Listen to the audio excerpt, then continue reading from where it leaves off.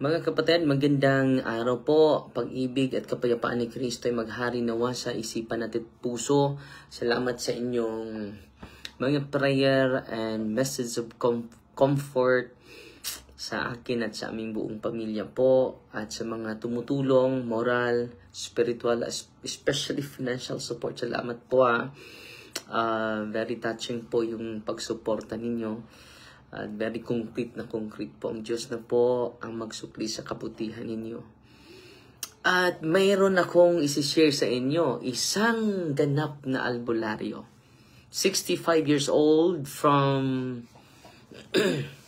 Zamboanga City ay nag-surrender sa ating office. Bago lang po ito, last week lang po ito. At dahil maraming mga ngayon, sa ating pagsisikap na maisiwalat natin ang katotohanan, marami na pong mga occult practitioners, mga albularyo, mga merong occult power na dahan-dahan sumurrender. Dahil akala nila itong kapangyarihan, malaki namang tulong at nakatulong din sa mga mahihirap at ang pangalan naman ng Diyos ang sinasambit. At dahil dito, they are so convinced that the spirit led by them is from God. No? At malaki niyang gulat dahil nung sinusurrender niya na ito, nag-react siya sa prayer ng ating simbahan. 65 years old po, mga kapatid. From Zamboanga City, who had long been known in his community as full-fledged albularyo. And also anting-anting bearer. No? Someone who uses occult amulets and charms for protection and power. No, yung mga ito po ay makapagbigay sa atin ng inspirasyon itong ginagawa. So kahapon, yung pamilya na nag-surrender, kita ninyo, na natumba. Pero itong 65 years old, babalik naman siya sa sunod na araw dahil binigyan natin siya ng special catechism, special spiritual direction, special process of disappropriation, and then the solemn next time, sa pagbalik na, solemn exorcism ay ibibigay natin sa kanya. When I do this diagnostic prayer sa kanya, mga kapatid, no, his eyes turn completely white, no, with no visible pupils, a typical sign of spiritual and demonic manifestation, spiritual dissociation and demonic manifestation. So ito yung challenging mga kapatid, no? Dahil marami sa atin, hindi natin alam na yung kapangyarihan na taglay mo, galing ba yan sa Diyos o galing sa Diyos-Diyosan. So itong 65 years old from Zamboanga, na na-convince na itong kapangyarihan na matagal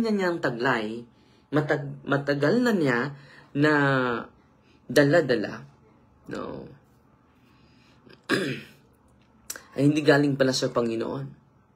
And his entire body trembled even without physical provocation. Grabe yung panginginig niya, ang buong laman niya, no? After the diagnostic prayer,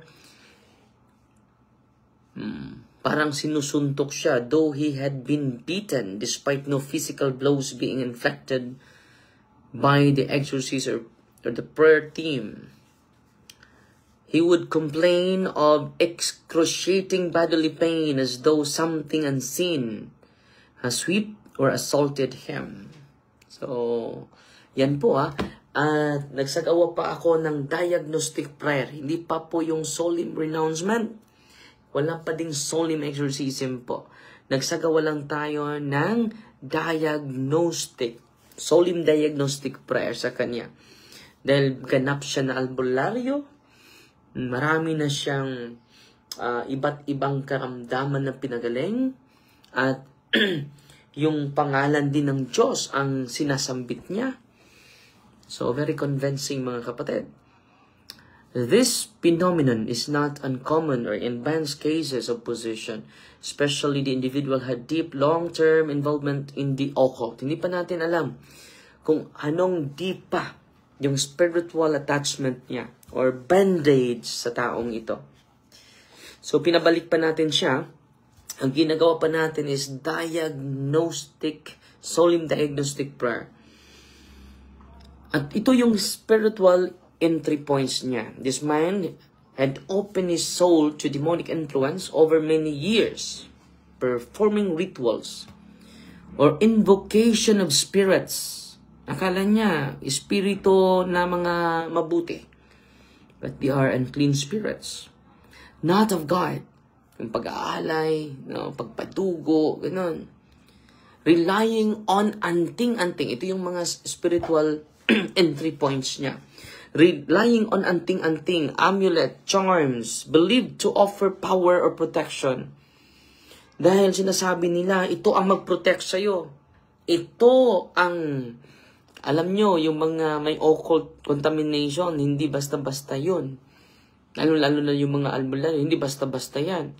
Kapag pupunta ka sa office, bibigyan ka namin ng solemn diagnostic prayer, solemn renouncement, solemn exorcism, para hindi natatago yung demonyo. Dahil laging nagtatago ang demonyo. He hide himself before our eyes. And then, he manifested himself as good spirits. Yung pagtulong sa kapwa natin. Ganun. Passively transmitting or receiving spiritual transfers through healing sessions and potions. So, ganap na siyang albularyo. Through receiving spiritual power. At convinced naman siya na galing sa Diyos itong kapangyarihan niya. Until such time, napangkigan niya yung programa natin at nabuksan yung isipan niya, nabuksan yung puso niya, mga kapatid. Itong ginagawa nila is violating the first commandment. Dahil convinced itong albularyong ito. Convinced itong may anting na ito. Nagaling sa Panginoon talaga yung kapangyarihan niya. So mag-ingat po tayo mga kapatid. Lalo na yung laging lumalapit sa mga ganitong mga tao. Which commands exclusive worship of God and forbids all forms of sorcery, divination, and occultism. Some of these practices are culturally normalized in many areas of the Philippines. They remain objectively grave sins. Remain objectively grave sins and doorways to demonic oppression and possession, as clarified by church teaching. Sa Deuteronomy chapter 18, verse 10, verse 12, there shall not be found among you anyone who practices divination or tells fortunes or interprets omens and is a sorcerer, for whoever does these things is an abomination to the Lord. So, hindi na natutuwa ang Panginoon nito. Saan mabasa? Deuteronomy chapter 18, verses 10 to 12. The church strongly warns the faithful that relying on such practices is not only spiritually dangerous, it constitutes a break in trust in God's providence. St. John Mary Vianney, sabi niya, the devil only tempts those souls who wish to abandon sin. He takes no trouble with those who are already his. So sa mga taong nagsisikap, yun lang ang sisikapin niya i-tempt. Yung mga sa kanya na, wala na yung trouble. All the troubles of the church, all the evils in the world come from this, that we do not realize how great a thing it is to have a soul. So Saint Therese of Avila reminds us that the soul is precious, and when we give ourselves to false powers, we betray the God who created us for Himself. Ito yung pinakadelikado, mga kapatid. Long-term occult involvement has consequences. Ano yung consequences? Even if culturally accepted, practices like anting-anting, albularyo, healing, and invoking spirits are forms of idolatry. Ano? It is a form of idolatry and sorcery. And they enslave the soul spiritually. Hindi to basta-basta, mga kapatid, no? Deliverance may not be instant. In deep possession cases, the body and soul must go through purification. Hindi lang yung katawan ni purify, pati na yung kaluluwa. Sometimes with physical manifestation of pain, as the demons are driven out, this man's pain was not imaginary, but the spiritual consequence of years of band-aids. Hindi to basta-basta yung ginagawa natin. Itong pasyente natin ay sinasamahan pa natin, mga kapatid. So hindi lang, pasalamat tayo, no? 65 years old from Zamboanga City, ganap na okultista ay nag-surrender sa atin. Alam nyo, pumiti yung mata niya at nanginginig yung katawan niya. And then parang sinusuntok siya. At yan po, at dahil dyan, mga kapatid, ay natauhan siya. At bumalik siya sa simbahan po. At pinaprocess pa natin siya, nag-react na siya. Hindi pa tayo nag-solim exercise. Just imagine pa, nagsagawa pa tayo ng solim diagnostic prayer. Healing and freedom are possible only in God, in Christ alone. So hindi po dahil ni Father Darwin, but because of Christ. The exorcism process is not just about casting out demons. It is about conversion, repentance, and reclaiming the soul for God. So ano yung exorcism, mga kapatid? Hindi lang po yung pagpalayas ng demonyo, hindi lang yung healing, no? Kundi conversion. Pagbabago sa sarili,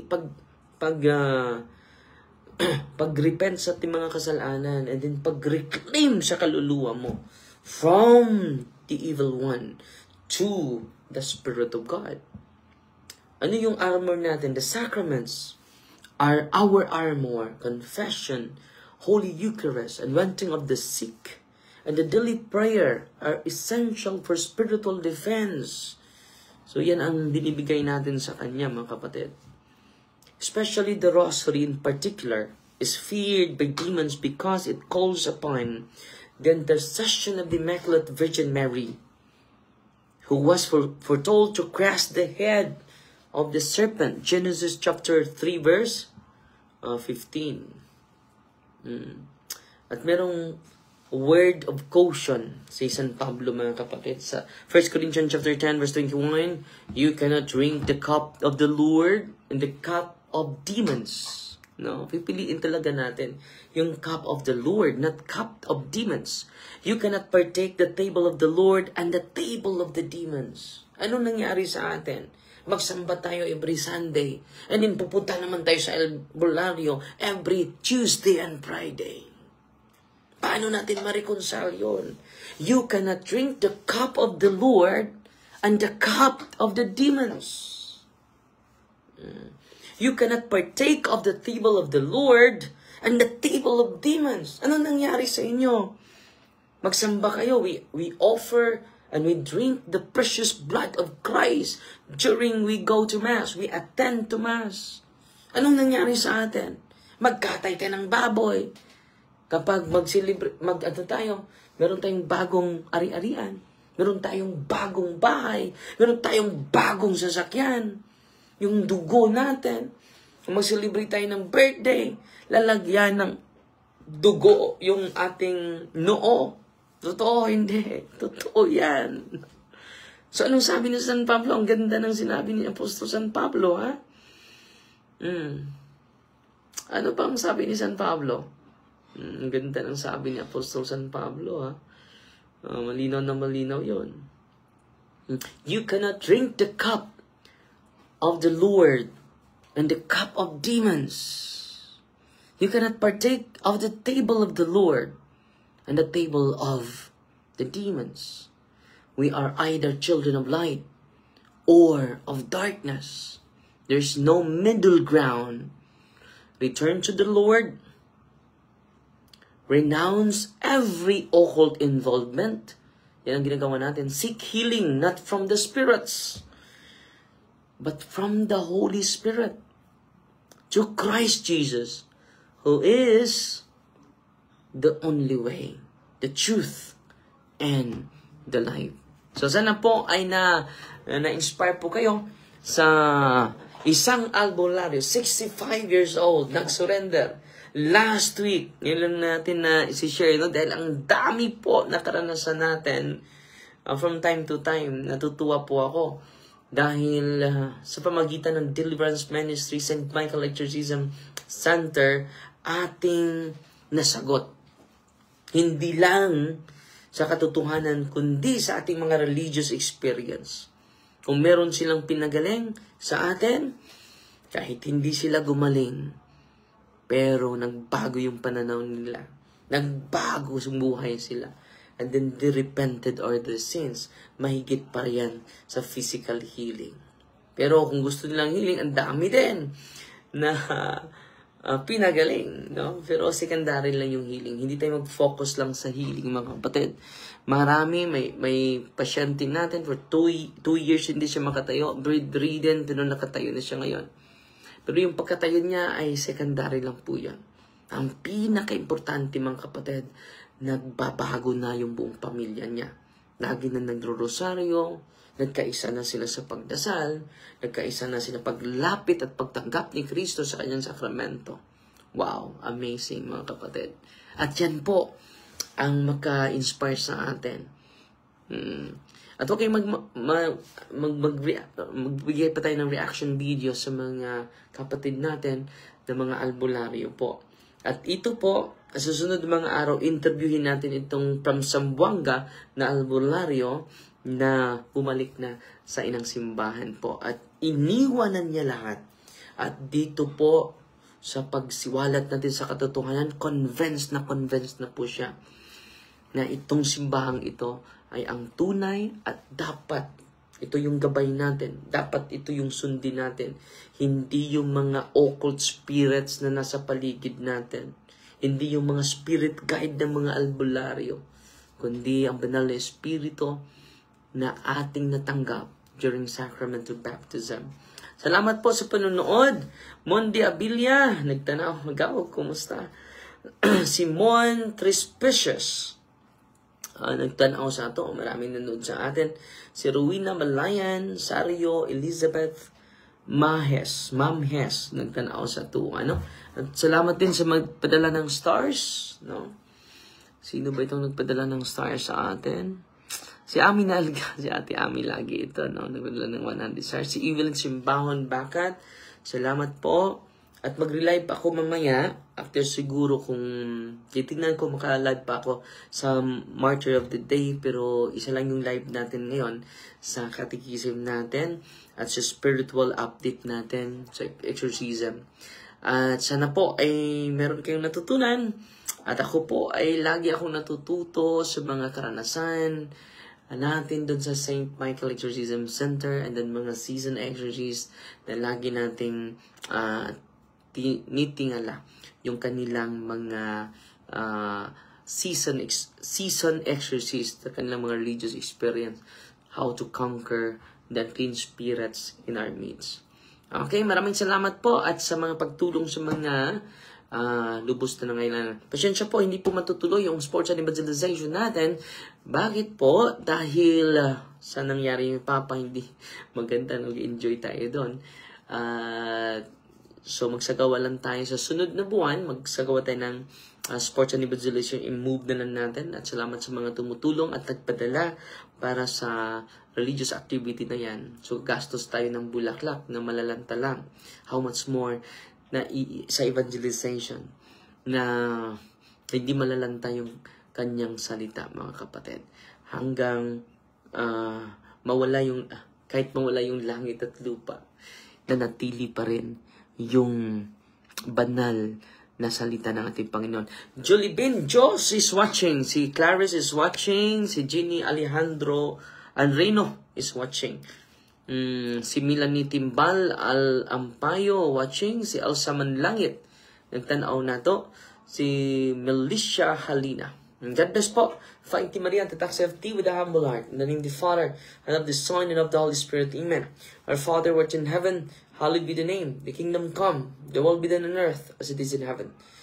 Give us this day daily bread, and forgive us our trespasses, as we forgive those who trespass against us. And lead us not into temptation, but deliver us from evil. Amen. Hail Mary, full of grace, the Lord is with you. Blessed are you among women, and blessed is the fruit of the womb, Jesus. Holy Mary, Mother of God, pray for us sinners, now at the hour of our death. Amen. In the name of the Father, the Son, and the Holy Spirit. Amen. Fighting Maria, the dark of thee with a humble heart. God bless.